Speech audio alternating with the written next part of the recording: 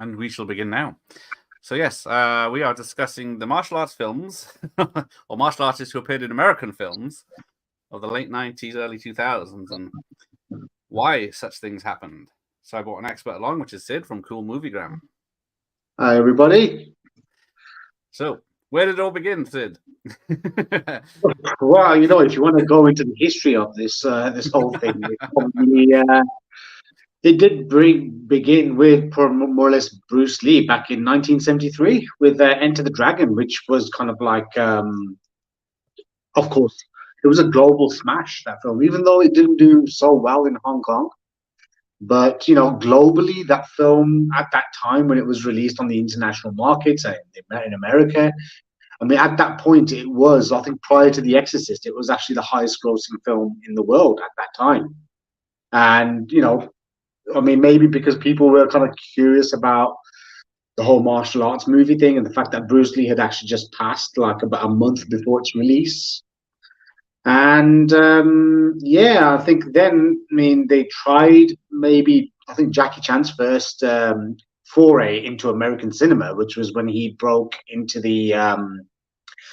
finally became a star in Hong Kong after starring in a few like financial box office flops, which was like with the director of Bruce Lee's Fist of Fury. I mean, he kind of like signed Jackie to this contract and for 5 movies and such, but they all flopped. But after he did Snake and the Eagle, Shadow, and Drunken Master, and he'd become like pretty much a hot property at that time, the first martial arts action star to kind of like break like Bruce Lee's box office record in Hong Kong, and also kind of like became a big name in Asia.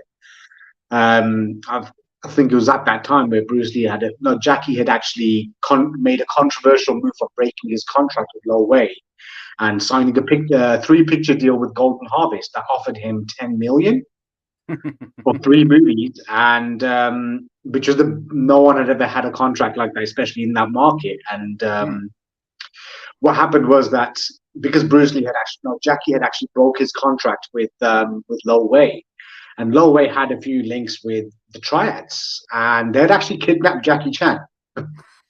And they said to him, "Listen," he goes, "stop working with." This is during the Young Master, where they told him, "Listen, stop working with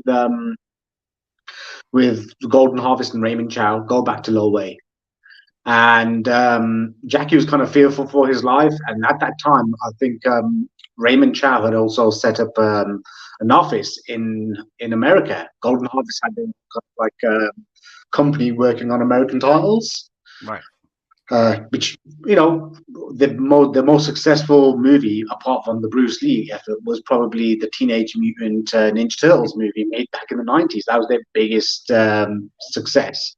And Jackie had actually made his first foray into Hollywood with The Big Brawl, aka Battle Creek Brawl, which was directed by Bob Klaus, who also did Enter the Dragon. I mean, the film itself wasn't really a huge success. That they classed it as a failure, even though it was made on a budget of 3 mil, and it made 10 million at the US box office, which is profitable. It's a money spinner, but it wasn't the Enter the Dragon level success.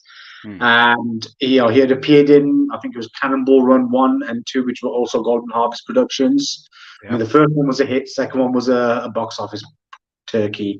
And I think then after he had went back to Hong Kong again, did a few films, he got into I think it was back into Hollywood with James Glickenhaus this time around, directing him, saying that he's going to make him the next Clint Eastwood.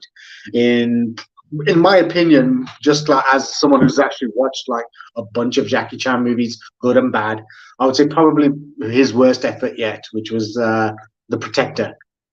I mean, the American cut of the film, Jackie hated it so much, he even did his own version, where he had actually kind of cut out like any inappropriate nudity, as well as shooting an extra fight sequence, like and a different subplot. And also, he had reshot the fight that he did with Bill Wallace at that time. And yeah, God, son. Just give me a second. I'm just going to answer this call. No worries. Yes, Sid will return. But yes, I watched The Protector the other day.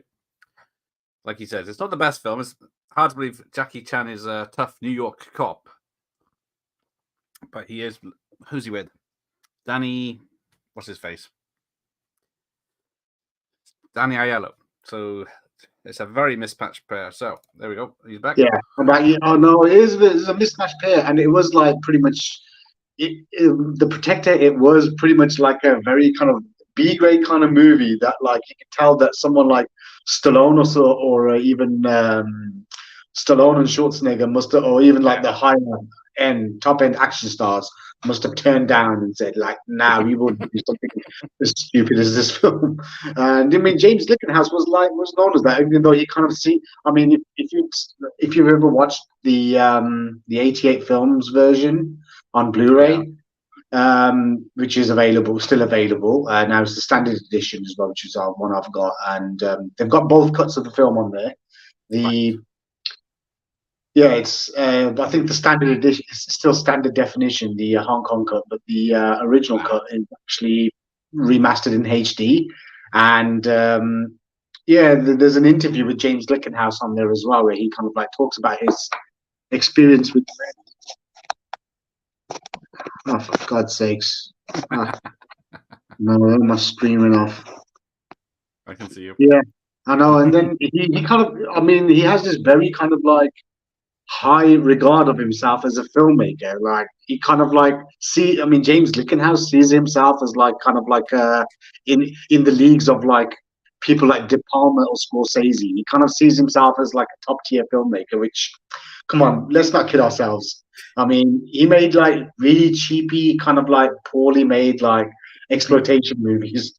The Exterminator. Yeah, The Exterminator was one of them. But then even though that one with that Christopher Walken one, that was kind of like, yeah, can't remember the name of that. But like, it's just his films weren't really all that. It's like he was kind of like a bit pretentious. Like he thought too much of himself in terms of how he did. But then I think after that, how bad the Protector did.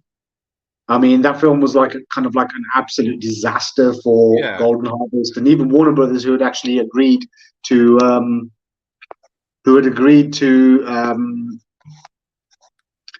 to distribute it. I mean, they lost so much money on that film at the box office, and it was panned by critics rightfully. Jackie had left his dreams of like even kind of conquering the US market, and then he was offered films. He was offered Black Rain. He was offered the role of Sato, which he turned down rightfully. Yeah, he didn't want to get back. He probably wouldn't pulled it off.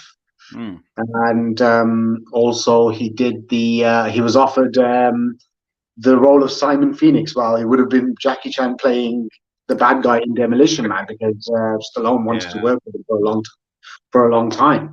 And and also on top of that, he just kind of like dashed his hopes at that time. And then what happened was that he started kind of like marketing his movies more towards an international audience, especially around like the period of the 90s. Like, for example, in the mid 90s, after, like, for example, if you watch the movie Thunderbolt, which is from 1995, which was after he had finished Drunken Master 2, and also Rumble in the Bronx. I mean, Rumble in the Bronx, and then Thunderbolt as well. Those films were pretty much filmed with like different languages, and like I even heard Jackie speaking English in those films. And then Rumble in the Bronx was kind of like the it was a huge hit in Hong Kong at the time. Yeah, it's one I saw in the cinema in the UK. It was the first one I saw of his. And it was one of the first ones of his that actually got like a after kind of like dominating the Asian market for so long, he actually kind of like, that was the first film of his that actually got released theatrically that did substantially well.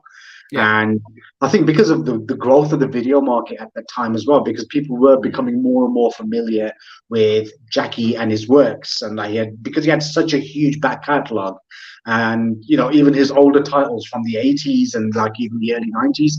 I mean, at one point they were all being kind of like distributed by Imperial Entertainment VPD.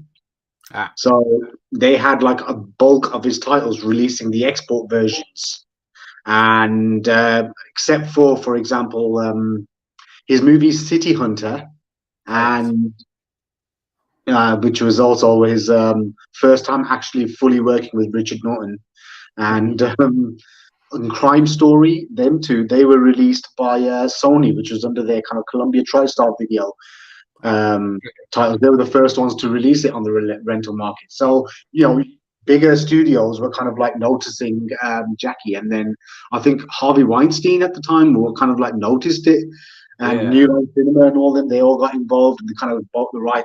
Rumble in the Bronx did really well. Super Cop was released. Which did pretty good business, and I think those were the wheels that kind of like put motion for Jackie Chan to kind of push, get a vehicle like Rush Hour, which was kind of like an actual Hollywood production, and that became like. And I remember, I think I had the same VHS tape, and I've got it on DVD at the moment as well, and.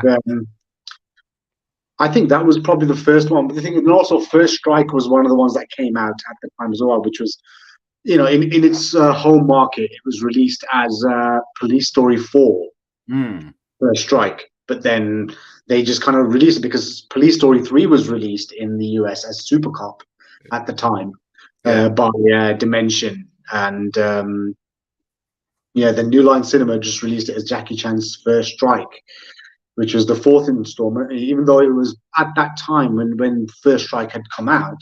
I don't know if it still stands, but First Strike was actually his most successful movie in the Hong Kong market ever. It was such a huge hit there. It didn't do that well in the States, but it kind of like got pretty popular in the video market, and also at the same time, they were releasing a bunch of his films that were kind of, some of them were Hong Kong productions, but they were also focused more towards the Western market, because they had like an international cast and they had English speaking actors, like even Rumble in the Bronx, being that the film was made in like '94, but that had like English speaking cast and Jackie using his own voice.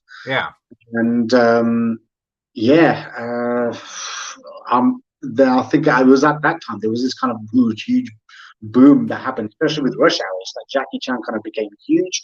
He even had an actual cartoon based on his on himself called the Jackie Chan Adventures, which was actually pretty entertaining in the '90s for for like a Saturday morning cartoon, which was pretty huge, and even it got my daughter's seal of approval. She actually really enjoyed it. I remember when I showed her, she actually kind of like started binge watching the whole show. She said it's actually really good.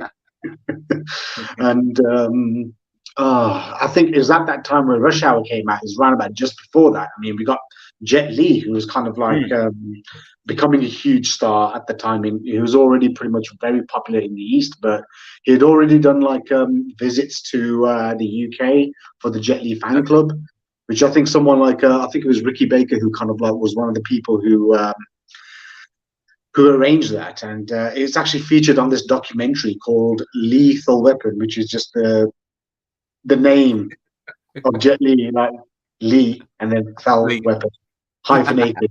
And it was, yes, I know, it was a documentary based around like Jet Li and his kind of like some of his upbringing, his martial arts training, and then his film career, and how he kind of started. And they kind of show it where he's actually on stage.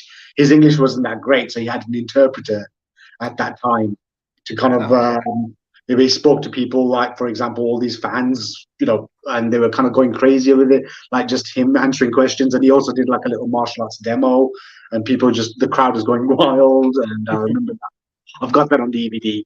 And also, I think that kind of like, that's when pretty much he did Lethal Weapon 4. And, that was his first ever Hollywood movie, and the first time he had actually played a bad guy. Yeah. It's like he's always been the hero in every film that he's played, like prior to that movie, and even around that time when that came out on Lethal Weapon 4. I think a year or two before, I think Channel 4 was actually playing a lot of Jet Li movies. Like they played like Once Upon a Time in China. They played Fong Sayuk 1 and 2, which was released as Jet Li's The Legend 1 and 2 by Dimension. Right.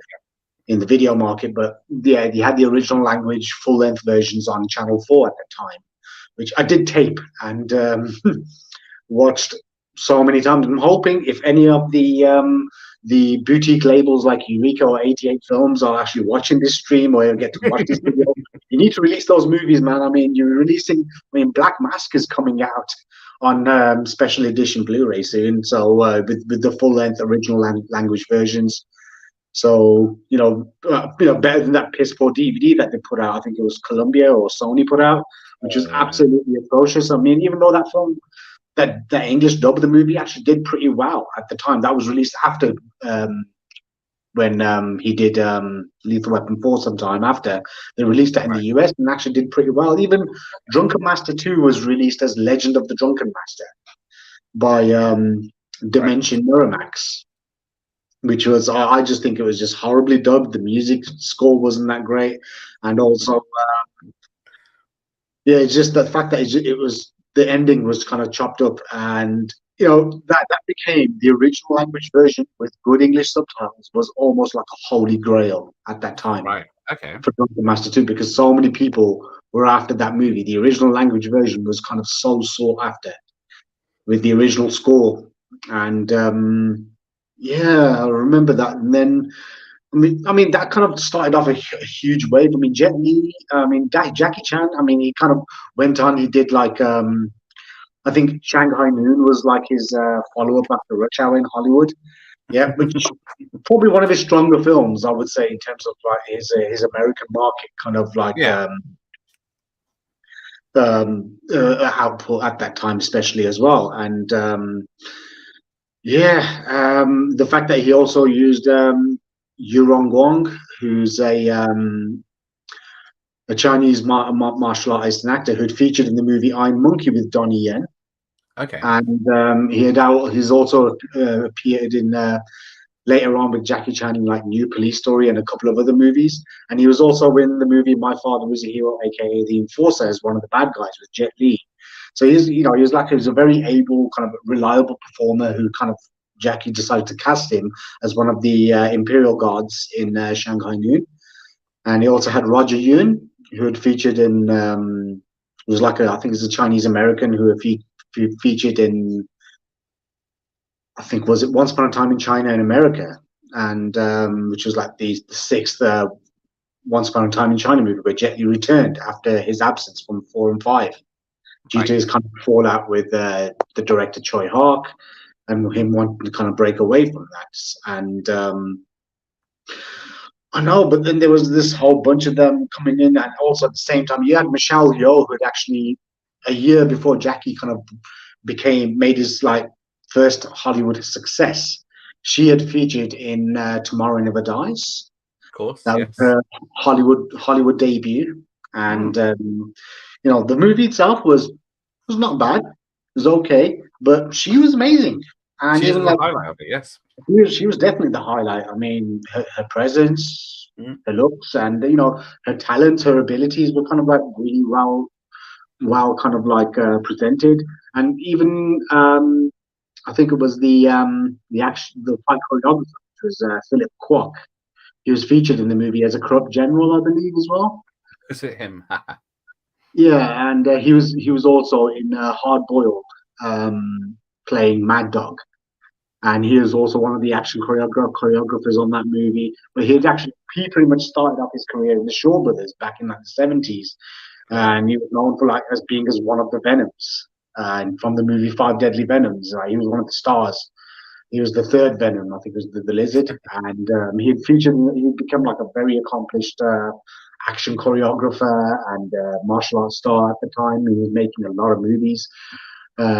Typically cast as like a hero at the time, but then he kind of transitioned doing like supporting roles and being like an action and stunt choreographer, working on films like, of course, Hard Boiled. He worked with John Woo on Once a Thief, as one of the action choreographers on that. But I think that must have led him to his gig on Hard Boiled because he was reliable and he's very good. And at the same time, he was also featured in a few films here and there. But then he even did a movie called Brotherhood of the Wolf as an action choreographer with Martha Cascas.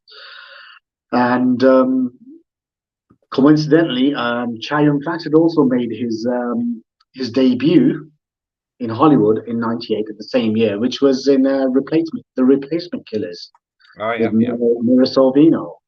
But he was kind of, pretty much just boxed in as just another Asian actor, Asian action star. That's it.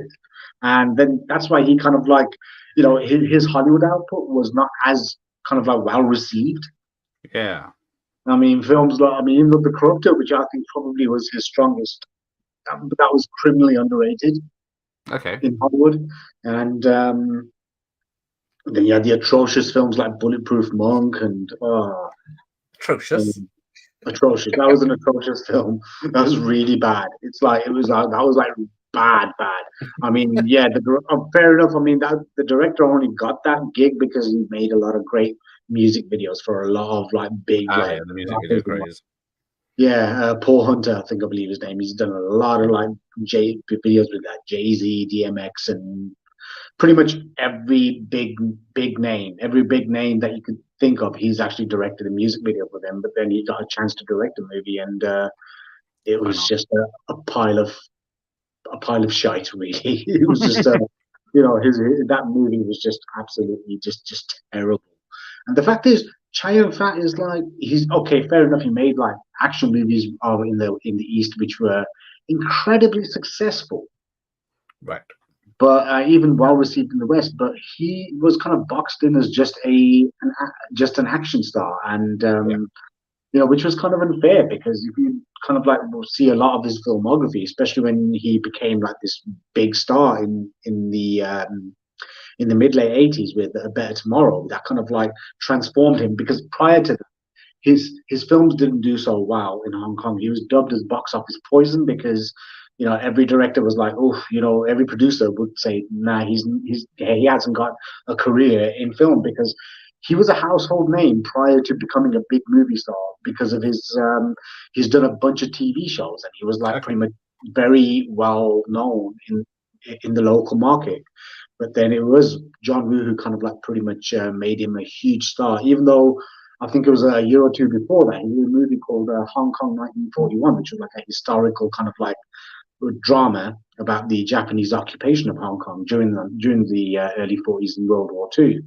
And that film didn't do so well. It was produced by Sammo Hung, I believe, as well. But Chow Yun-fat actually won a lot of accolades for that film, including like a Golden Horse, which is like the Asian equivalent to an Oscar, he got the Best Actor award for that, and the film was very well kind of like critically acclaimed, but it just didn't do that well. But then I think it was John Woo kind of saw that spark in him, kind of like gave him that role that literally made his career. But at the same time, he was doing a lot of these very kind of mainstream comedies and dramas in Hong Kong, which were like very successful. And apart from Jackie Chan, he was like the other big superstar in that period where Jackie Chan was kind of like riding on a wave of success, like during his Police Story, Armor of God, and Project A, Project A2, those kind of days. I mean, Chow Yun-fat was the other big star because even like, for example, in the movie in the year 1989, I mean, Jackie Chan's only film released was Miracles, which which didn't do so well in the market, even though it's kind of now people see it as probably one of his finer accomplishments as a director and an actor. But as a filmmaker, that was very well received. But at that year, I think it was God of Gamblers, which was the biggest hit of the year, which was like a kind of like a very kind of like madcap, zany comedy with action and mixed in with martial arts and just lots of gambling and card games. And that kind of became a kind of like a cultural phenomenon in terms of like, but in terms of Hong Kong movies, and it just kind of started off this boom of like gambling comedies, which were pretty much milked at the time. By its own director, and but the thing is, he was boxed in Hollywood at the time as just another Asian actor. And with Jet Li, I mean, I remember, I think I watched a interview with, I think it was Ricky Baker himself, and on one of the DVDs or Blu-rays that I saw, and he had actually mentioned how Jet Li I think, someone that was with him, like an interpreter, saying that, oh yeah, he's been given offers in Hollywood, and he goes, one of them is a movie directed by Tony Hawk with Jean-Claude Van Damme. So I believe it probably at that time it probably would have been either Knockoff, where yeah, which probably would have been Jet Li and Van Damme in the same movie, Okay. or Lethal Weapon 4. And I think he kind of like said that he doesn't want to take credit for it, but he did say that he said that, well, Van Damme at that time, especially as well, he's known for having a bit of an ego, and he was known for being quite difficult to work with, and of course, because of at that time being the kind of things that he was going through and his habits, and that kind of it kind of steered him more towards Lethal Weapon 4, even though it was a negative role, but it was actually in a very kind of successful movie franchise at the time. Yeah. And yeah, and then they kind of started cashing in because Joel Silver produced, of course, the Lethal Weapon movies. And he had also produced The Matrix at the time, which was a huge hit. That played a big role because Jet Li was also offered a role in The Matrix as one of the villains. And yeah, and he turned it down, I believe, because it's at the same time where he turned down the Crouching Tiger movie, which went to Chow Fat, because he had said, I read in an interview that he said that he promised his wife that when she's pregnant, he will not be working. So he kind of turned those movies down because he wanted to be there for his missus, which it's a good enough reason. Yeah, we'll let him off. And yeah, and then he was even kind of offered the role of Seraph in Matrix Reloaded. Yeah, I remember that one. Which went to another martial arts actor, which was Colin Chow, who had featured with Jet Li in the movie Bodyguard from Beijing, and also I think he was in Kung Fu Cult Master, which has recently been released by Eureka on Blu-ray. And also, he's been in a couple of like Jet Li movies that he'd been in, and he was quite known in the market at the time as like a reliable kind of bad guy because he was a former model, Colin Chow, who had actually kind of made a foray into acting, and yeah, then he handles choreography well. And then at the same time, I mean, then I think Joel Silver, kind of who produced The Matrix, they said, okay, you know what, I'll give you another project where you could be the lead role, and that was Romeo Must Die. Which, although it was a big hit, that movie with a box office success, but I just think it was kind of very tame in comparison.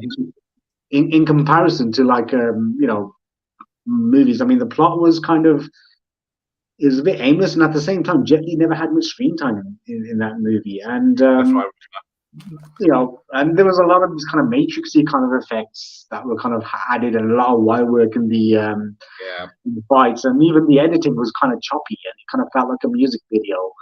And I think the best thing in that movie, I mean, was because it's Alia's debut, R.I.P. It was her first movie, and I think the soundtrack was great. I remember having the CD. I thought the soundtrack was pretty good, but overall, the film itself just wasn't that great. That created even though it was a huge success on the box office, but it created a big outcry from a lot of Jet Li fans. They're saying that you kind of this film didn't show your ability as as an on-screen, as a martial artist or anything, and at the same time, it just wasn't really up to par with your best works. But that kind of led to what fans wanted was less wire work, better kind of like takes in terms of and more realistic kind of action, which kind of led to Kiss of the Dragon, which was produced by Luc Besson, and it was in the English language. And it was set in France. You had Bridget Fonda. You had it was directed by, I think, this guy called Chris Nahom or something. And that film was a success. The critics were it was a mixed reviews because the plot was kind of amateurish, very much, pretty much the very standard Steven Seagal type affair. That's what the plot was. He's like something that you've seen from his movies, and Yeah. just kind of put Jet Li in it, and a hip hop soundtrack, of course, and but it had some great fight scenes, and it was pretty entertaining. It was an entertaining film. I mean, of course, you can't really compare it to like when he's made movies, classics such as Fist of Legend, Once Upon a Time in China, and the Fong Sayuk movies, and so much great output. And then I think, and then even Donnie Yen was making his kind of foray into Hollywood as well. He kind of had like a hit and miss career in Hong Kong at the time, where some of his films were hits, and a lot of his movies in his at the start were kind of like just not really doing so well at the box office. But he had kind of had a small kind of cultish fan base at the time, and they all knew, he had great martial arts ability, he had really good kind of good on screen presence, but he just wasn't really being captured. And the fact that he was more or less a native English speaker, being that he grew up in Boston, where his mother actually had a martial arts school, Bo Sin Mak. She was like a renowned Chinese martial artist, and I mean, even some of the guys that he used, like Michael Woods and John Salviti, which were like American martial artists, they would use them in a few of his films in Hong Kong as his opponents. They were actually like students of his mother and like friends that he made, and he kind of brought them to the forefront. And he did, I think it was Highlander Endgame was his first foray into Hollywood, which not the greatest of the Highlander movies. I mean, I was never really a huge fan of the Highlander films in general. I just didn't think they were that great, and they were very silly, very stupid, but they seem to have a big fan following, and and coincidentally, his next Hollywood movie, which was with another Jackie Chan vehicle, Shanghai Nights, where he got the role of the bad guy. Yeah. And that role was originally offered to Robin Shu, who played Liu Kang in the Mortal Kombat movies. Oh, yes. But because he was kind of tired of playing the bad guy, he just didn't want to play a bad guy role anymore, so he turned it down. And because I remember, I think it was an interview where he had even said that when he auditioned for the original Mortal Kombat movie, he thought he was going for the role of Shang Tsung, the bad guy, which was done by Hiroyuki. No, was it Kari Tagawa? I can never pronounce his name. His name. Yes, but he's done great movies. He's a great actor as well. He was in Showdown in Little Tokyo, and even Rising Sun and License to Kill. License to Kill as well. He played like a small role as an agent.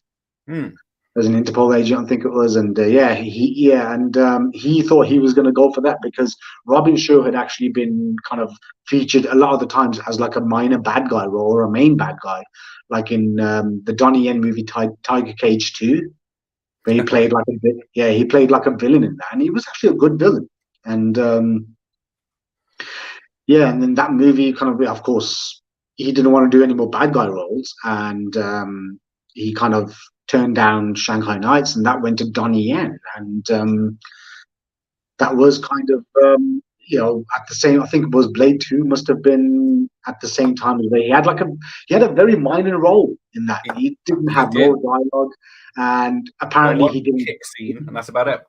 Yeah, and he didn't, and his death scene was he didn't have a death. He was just appeared to be dead. Yeah, he just disappears. Exactly. And he left the movie because he was originally the fight choreographer on that movie too, because he had it was just like a clash with Wesley Snipes. That was his departure for that movie, and I mean at that time even Donnie was kind of known for having a bit of an ego. He was quite cocky at the time, and then he kind of he kind of just left and said, you know what, I'm going to make my own vampire movie. He actually co-directed a movie called The Twins Effect, aka The Vampire Effect, which was with Ekin Cheng, and he had like the twins in it, which were like a kind of like a Cantonese pop group.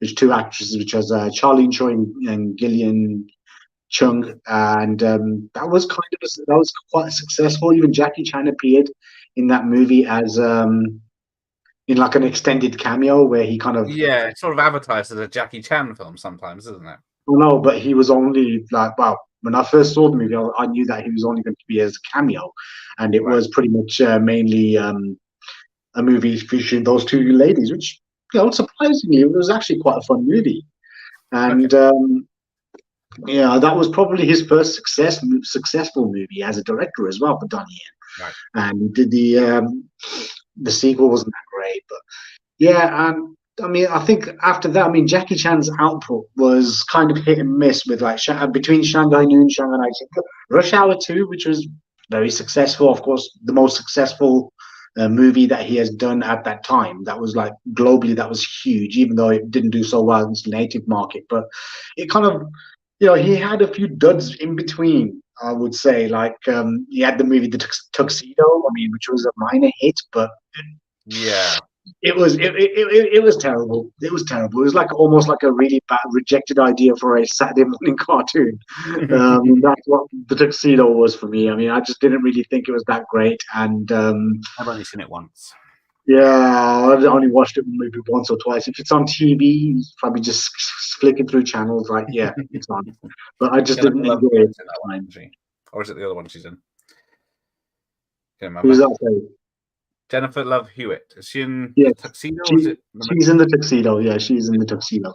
And then the other one, which was originally a Hong Kong production, which was the Medallion, which that was kind of like, I don't know, it wasn't that great. I mean, there were some great fight scenes in that movie, but it just wasn't enough to save it from like the bad, just the bad plot and the bad pacing, the bad CGI that was just used, which was there was no use for. And I mean, the fact that they changed it from something else. The movie was called Highbinders, and when it was first being announced, and I think Lee Evans was doing a sitcom at the time, and then he kind of quit that to work on a Jackie Chan movie, and they kind of repackaged it with something else called them. Then it was called The Medallion, which I mean, it flopped in all markets. That was atrocious as a movie as well. That was just shockingly bad.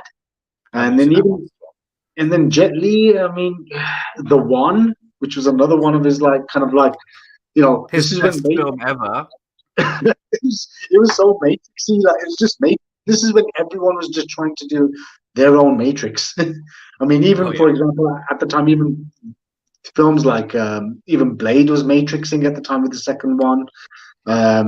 Daredevil. I mean, the fight scenes were pretty much very heavily Matrix inspired, and and even Crouching Tiger to a certain extent. And then Hollywood was going through this period where they would just kind of like just throw a Chinese martial arts choreographer from a Hong Kong movie and also include like maybe a Hong Kong star as well in some sort of capacity.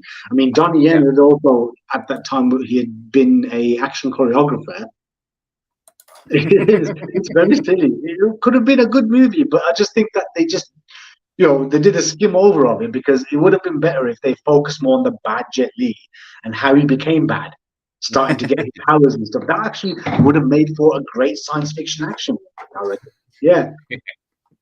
And and then I think it was Donnie, and also I think it was like kind of like that movie Stormbreaker that came out.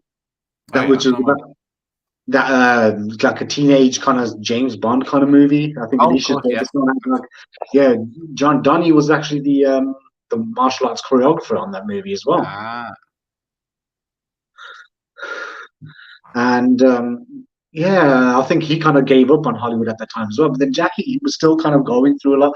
I mean, even after The Medallion, I think he did like Around the World in 80 Days. Oh yes. And then Rush Hour 3. I mean, Around the World in 80 Days wasn't too bad. It was not as bad as I thought it would be, because I mean, that film just received a bad rep because it failed at the box office in America, and even then globally, it just didn't do that well. But then, upon revisits, there were some great kind of action beats in that movie, and it is silly fun. I mean, you get to see kind of like Arnold Schwarzenegger in a really bad wig, and Yes. there was a certain kind of like just a fun bad movie charm to it. Come on, it was directed by the guy who did The Waterboy, so there had to be some sort of comedic element to it. But then, I mean, yeah, I think Jackie, after like even more or less at that point where like Jackie had done like Rush Hour to the Tuxedo and Medallion, he kind of got fed up with Hollywood, and he was saying that he just wasn't getting great movies. I mean, there was one cancelled project, a movie called Nosebleed, which the Twin Towers one.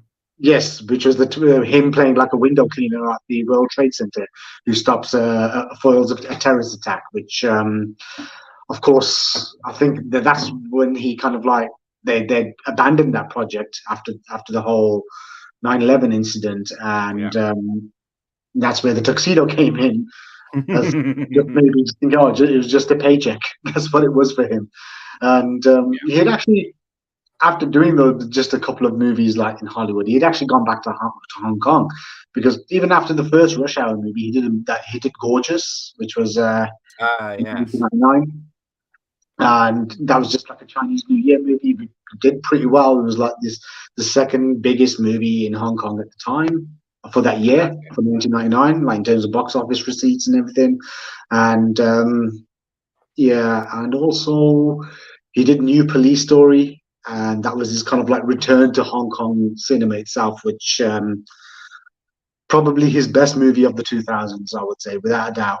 That was, him back on form. And he'd done a couple of movies like, I think, The Myth, which wasn't too bad. It was okay, which I thought because it had two storylines, I thought it was better when it was set in the past. Right. And because of him showing like the royal warrior and who kind of falls in love with the princess and like dies a tragic death and all. I mean, that was actually the better plot of the movie. And also, what else? Like at that time he did Rob B. Hood, which I think was a kind of like a great kind of like a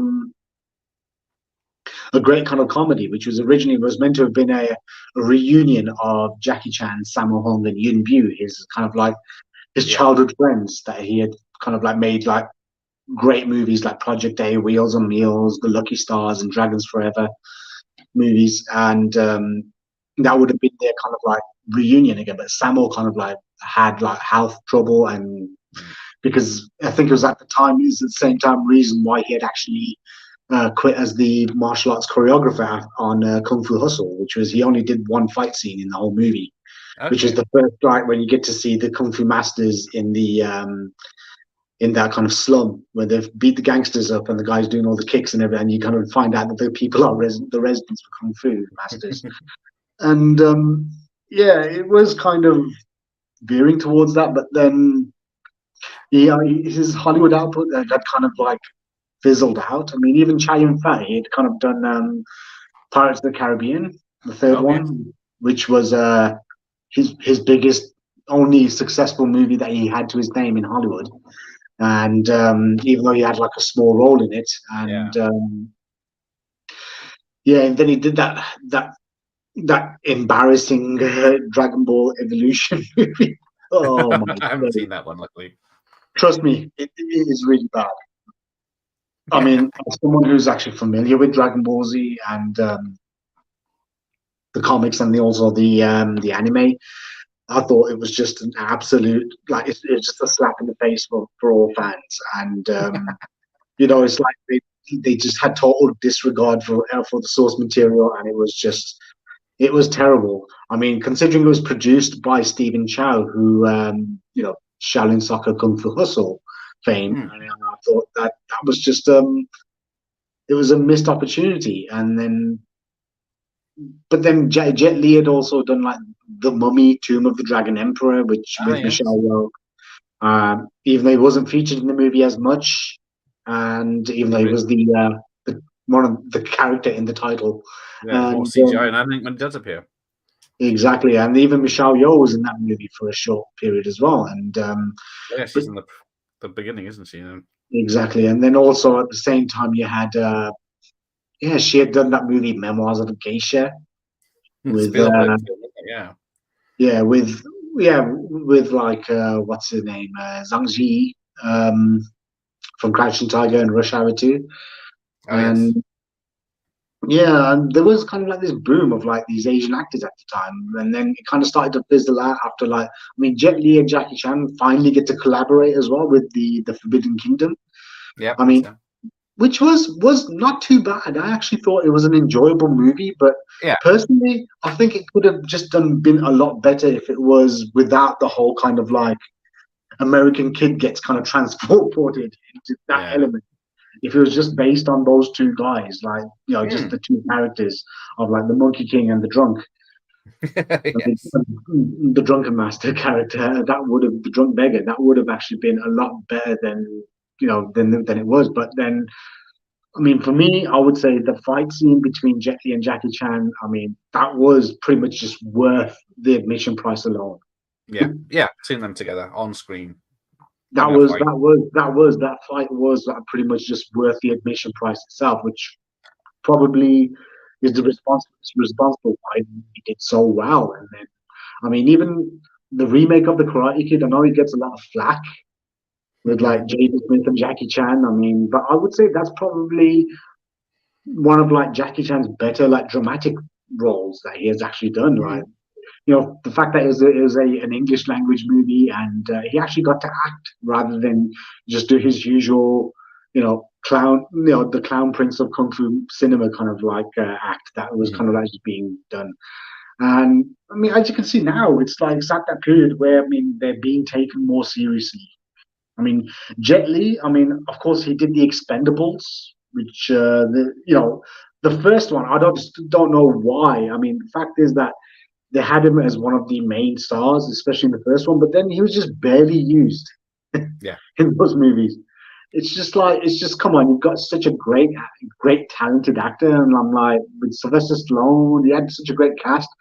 I mean, I'm sorry, but no disrespect to Randy Couture. I mean, yeah, he's a great martial artist, he's a great fighter. Is I he mean, really? he's done great, but the fact is that I mean, when you watch a movie, you want to watch Bruce. You want to watch people like Jet Li kind of like kicking ass. I mean, Jason Statham, yeah, he was great too. But the fact is that I mean, they were focusing more on like the Dolph Lundgren character, and then the fact that Jet Li just got sidelined in that movie, and then even in the sequel, he was just there at the start, and then the third one, he only appears at the end, Yeah. and. It's just like, yeah. I mean, I know the role was originally offered to Jackie Chan, but because that was the kind of like movie idea that Stallone wanted. He wanted to do like a Dirty Dozen movie where he has Stallone, you got Mm. Arnie, you got Jackie Chan, and all them, and a bunch of that people. But then I don't know, it became. I just think they got worse and worse. The Expendables movie. I mean, Yeah. I mean, I've watched like the fourth Expendables movie recently, and oh my days, that was just really bad. It was It like was it pointless. was terrible. It was terrible. But then, I mean, Donnie Yen, he kind of like, he flipped it because of how successful movies like um, his kind of like, revival of his career, which, after he did the movie Seven Swords with Choi Hawk, which wasn't too successful, but, it got pretty much a positive buzz. But then he did the movie called SPL, which was released as Killzone in the UK and US. Okay. And yeah, that movie was like pretty much Donnie Yen kind of infusing his kind of like martial arts mixed with MMA kind of like choreography, and like Sammo Hung All was a right. bad guy, a gritty crime story, and then he did a kind of like a run of movies which did really well in the local markets, which led to the Ip Man movies, and Ip Man just became a huge hit over the internet and everything because people were more aware of it, and that kind of became like the catalyst where it kind of brought him to a point where he's actually fighting Mike Tyson in the third movie, and then Scott Adkins and Chris Collins in the fourth. And then, he kind of revived his career again, where he was given a chance to kind of like choose better projects in the West, and then he has appeared in well, Mulan just wasn't really a great idea. I mean, that was terrible. That was bad. Sounded good on paper, I'm sure. Yeah, it sounded good on paper, but then it just wasn't really executed that well. But then he did Triple X: Return of Xander Cage, Yes. which wasn't really the best action movie, but Donnie Yen stole the show in that movie. He stole the show. He was the best. He was the best kind of like element of that movie, and his character was really cool. He deserves his own spin-off. And then and then recently, I mean, last year, I mean, for me, I would say probably my favorite film of the year of 2023, John Wick Chapter 4. Yeah. Donnie was absolutely incredible in that film. He was great. But then, these are the people. And then Jackie Chan, even at the time, like his one of his more recent English-speaking roles, which was The Foreigner with Pierce Brosnan. I mean, tremendous acting. It was a great thriller. And this is more or less the Jackie I think that we would rather see than him trying to just do the same thing. Because, I mean, I don't know if you've seen the movie that he did last year called Ride On. No. Oh, yeah, I've heard of it, with the horse. Yeah, and he's playing like a retired stuntman. And he's kind of like trying to find work and like fix his relationship with his daughter. I mean, the movie itself it's not really an action movie. It's got some action scenes in it, but it kind of gave a great chance for Jackie Chan to show that he's not just someone who can do kung fu, but he can actually act. And his acting in that movie was what actually for me made it one of the highlights of last year. I mean, that movie he did, that recent one he did with John Cena. The Hidden Strike, which was just I don't know. That was. No, I've not seen it. It's not that great. It's just like it's kind of some okay-ish action scenes, but then it's just marred by bad CGI and a clunky script. Yeah, it's just like did Expendables 4, isn't it, the director? Yeah, it's the same director of Expendables 4. That just says everything. That says everything. What's the third Armor of God film? Oh, Chinese Zodiac. That was that was Jackie Chan directed it, but then I mean, to be honest, for me, the only highlights of the movie was some of the action sequences, like some of the stunts that he did were pretty good, and just the last like maybe 15, 20 minutes or so, like when he's got that really long kind of extended fight sequences. He starts off on the couch and then just starts using all these different props like lights and cameras and whatnot, and that was actually pretty cool. I mean, I was thinking, wow, him at the age of like, I think 60 odd at the time. Yeah, I was going to say he's 60 something back then. Yeah, right. He's going to be 70 in a couple of months. And I'm like, at that time, it was like, yeah, he's actually still got it. I was like, wow, Jackie's still got it. And he's actually pretty good. But even then, he did that movie with, that Rennie Holland movie with that Jackass guy. Johnny yes. Yeah. It's called again. Skip Trace. Skip Trace, yes. That was. He looked a bit slow in that movie, and he had aged. And there were some okay gags, but for me, the movie was just like a Visit Mongolia kind of like advert, just elongated. That's how it was. And but I'm just hoping, like I said, after seeing films like Ride On, The Foreigner, and even there was another movie that he had done, like maybe at the end of like the 2000s, called The Shinjuku Incidents. Okay. Which was like where Jackie plays like it's like a totally dark, serious crime drama where Jackie's actually playing like an illegal immigrant from China who kind of ends up in Tokyo. And you kind of like see him kind of starting off as like doing like menial labor work, looking for his fiance, and she's actually married to a gang boss, a yakuza boss, and he kind of like see him kind of just rising to the top of like the underworld and like kind of like starting off his own kind of thing and he's got a crew of like other Chinese immigrants and they turn bad, but it showed Jackie kind of like in a different light, where he's kind of playing a more serious, dark, kind of like brooding kind of role. And, it was actually a great directed film too. It was directed by Derek Yee, who was like a former Shaw Brothers star who's became probably one of the best filmmakers in Hong Kong. He's done some like amazing movies, and the fact that he actually chose to make a movie with Jackie just doing nothing but dramatic work, that was kind of a shift from like his usual antics. Because yeah, he's got great ability and all, but he's done all of that, and he doesn't need to prove it to the world anymore because he's got a legacy, and he can just kind of you know just focus on maybe just doing more movies like The Foreigner, like Shinjuku Incident, and even for example something more like The Karate Kid, where he's kind because of that's getting a sequel, isn't it? oh They're yeah, merging because the franchises after or something. Cobra Kai finishes, yeah, because Cobra Kai is doing its final season. Yeah, so is he going to pop up at the end? Yeah, and it's just because it's kind of because now that Hollywood's kind of noticing more that you have to take these actors from other markets seriously. They're actually getting better roles now.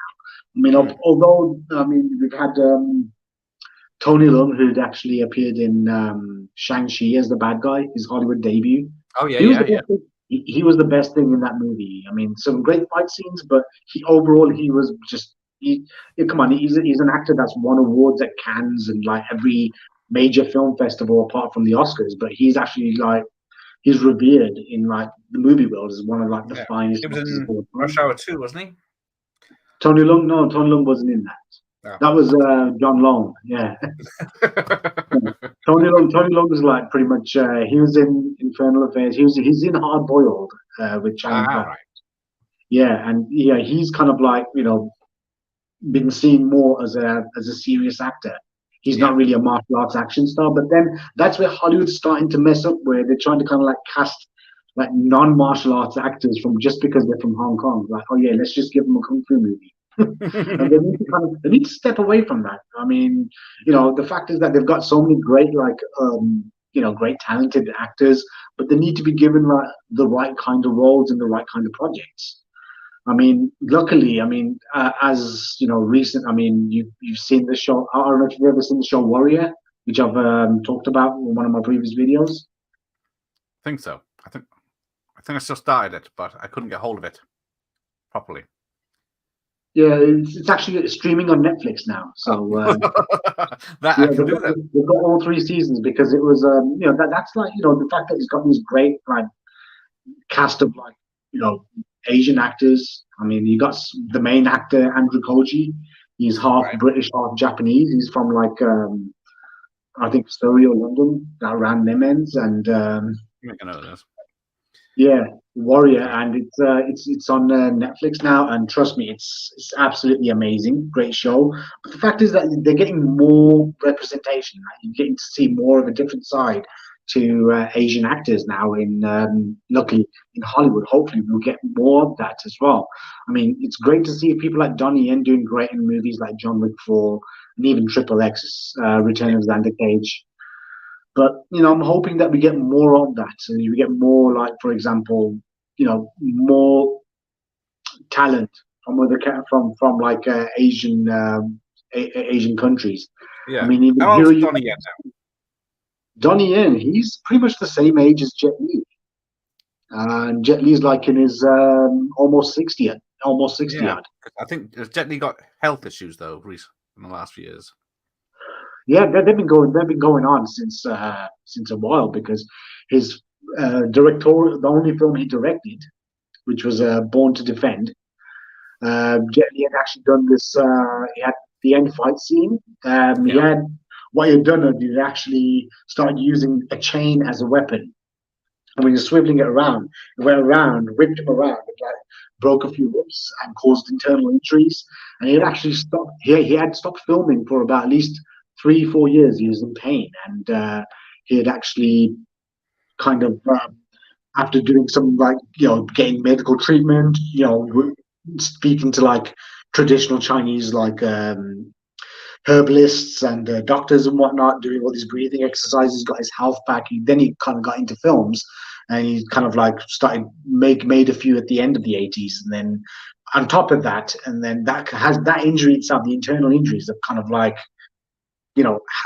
just had like a bit more of an impact on his health like throughout the years, even though he was making movies. But then you'd have to take a break and then just kind of like recuperate and then carry on.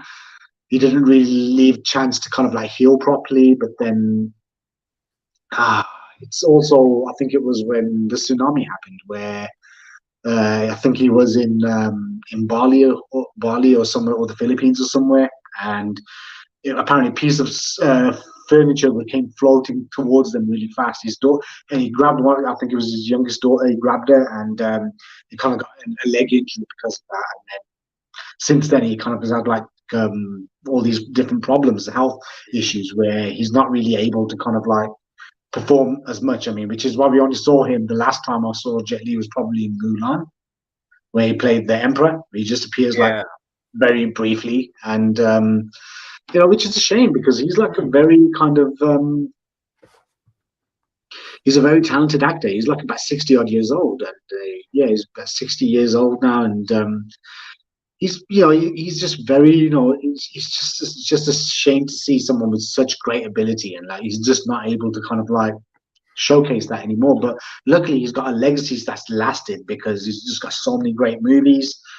Now that we've got like again the amazing work that these labels are doing right now, and actually releasing these films in great presentations, and in great kind of like quality, that the treatment they deserve.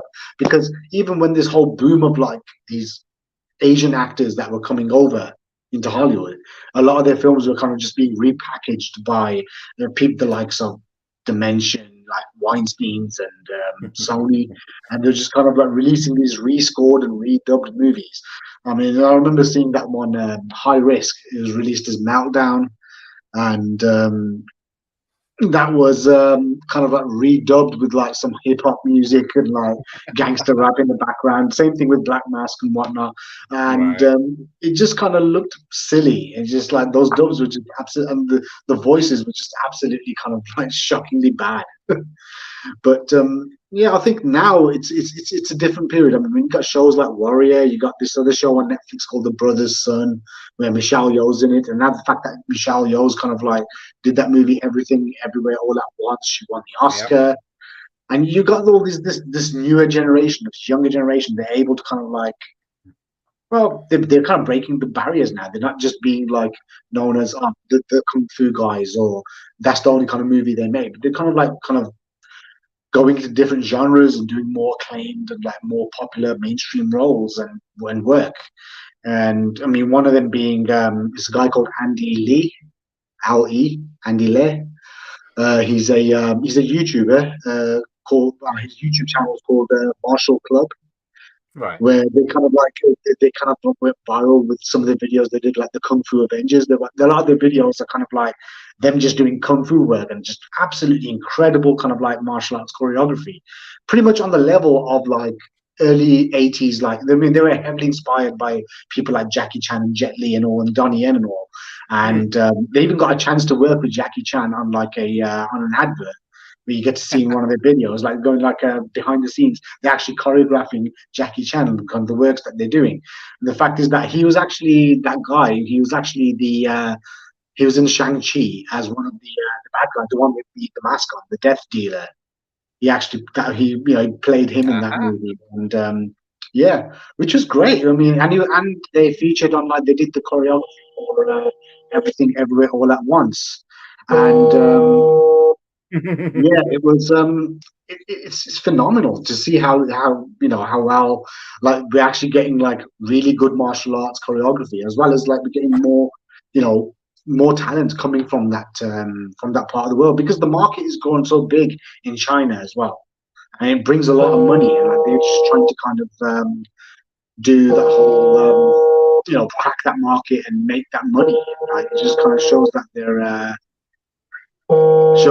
doing pretty good, and I hope that we get to see more and more of this happening, and hopefully this don't get sidetracked and kind of like just pigeonholed by Hollywood, like they were being like in that period where Jackie, Jet, and Donnie were kind of like, and Chow Yun-fat were trying to kind of like break into the market. So I just hope they just don't get pigeonholed, and hope they get to kind of like have more say, and get actual good quality roles and good quality scripts come their way too. And yeah, I mean that pretty much summarizes it now, and yeah, Yeah, that's and fantastic. I know, yeah, I just see that, and yeah. Oh, my thoughts on the Lucky Stars the series are. I think I love them. I've actually got I've had those films on like VHS, DVD, and Blu-ray now, thanks to Eureka. Um, yes, Donnie Yen plus Wilson Yip was guaranteed quality back then. Yeah, definitely. The one is his worst in Hollywood. I would say War was probably his worst in Hollywood. Like Jet Li, that was really bad. Back with Statham again. I know, yeah. I mean, that was a great idea, but then yeah. Yep, the Hollywood stuff pales. Totally agree. It's bad, horrible. You like Billy Proof Monk? I just kind of like I couldn't. Being someone who kind of like at one point revered like Chow Yun Fat, and I still do as just one of the greatest actors. I would say that it's just you know. It was sad to see that. Even seeing him, it was as bad as seeing him as Master Roshi in Dragon Ball Evolution. It's just kind of like, it fell down. Yeah, two Fong Soyun films and Chai Chi Master are some of the best films Jet Li ever did. Yeah, one of the Venoms. Yep, he's one of the Venoms. And evening, oh, hey, pro physical media. Yeah, House.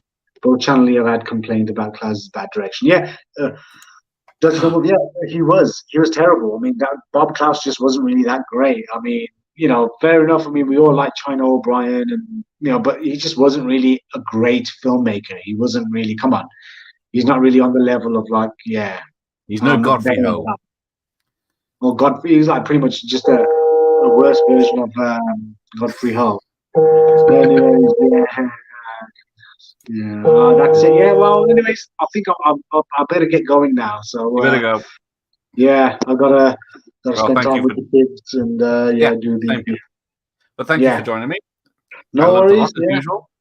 And It's always thank you great very chatting. much. And any of your subscribers that have actually subscribed to mine, because for some reason, luckily, there's been a bit of a jump in my in the numbers, and I'm no longer in the fodder. I'm not like the little person. I'm not the little people in YouTube.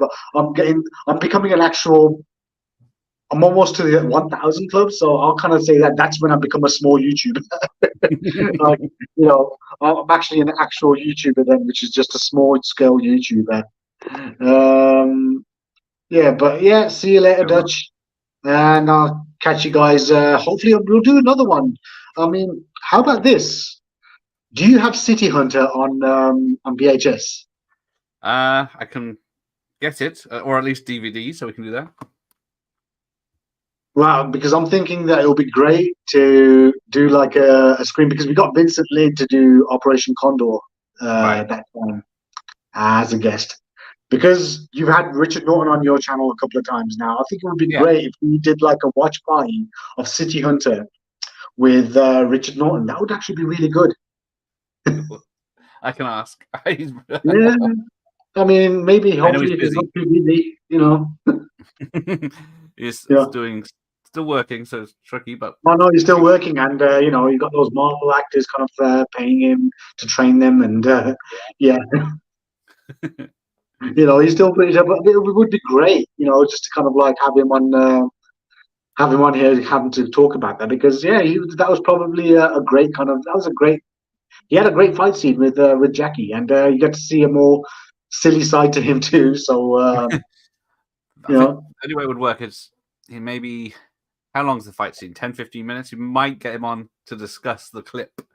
But it would be Australia time, so it would be a morning job. So yeah, I don't mind the morning job as long as it's on the weekend, or if it's because I'm starting a new job soon, and after yes, the first, you left the other day, didn't you? Yes. yeah, I left my current job, and then yeah, my new one. I'm going to be in. Well, I think I'm going to be doing Monday to Friday for the first couple of weeks, but then after that, it's kind of like a rotating shift rota at the office. But then I'll have a couple of days off here and there, and then we might be able to do something. And yeah, if you could speak to maybe to Rich, and that would be really great. Just getting to speak to like one of the the greatest Western bad guys in Hong Kong cinema. So Yeah. you know. it'll be fun to have him on, and yeah, because I've seen his interview on the DVD and Blu-ray for City Hunter, which he did, and like he kind of talks about how the times that he had, and Yeah. that would actually be really good. Well, we'll see. I can ask. Definitely, But yeah. until then, So then, there you go. you guys- Thanks again, Sid. Thanks for everyone in the chat, and we'll see you next time.